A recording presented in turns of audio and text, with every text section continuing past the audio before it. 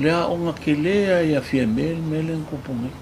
Ia mai maue wa ke mokingoa ai I li koe pale mia le o langa ako. Au wa velo mo whakamala. Sa nga ke lea ki ia mo makongi le la soso ako e kai ia malo pe le fionga lau ka ko pale mia le la kole mai. Awa ia le kapenga ngal fasila wa ia baba ia. I am confident. Olo ia fatu tuanga ale tunu le to foi mai fenga malo fatu tu le tu sa mo watasi.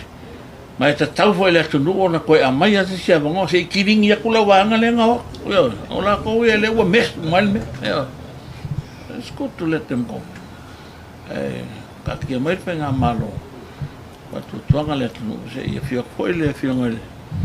Te nei matu ia kau aben malo yang ko si sila fero la ko si pa inga lu mga ya ku ya ali le fa wa ale anga ya la ko ai pule pensa ngo kai ya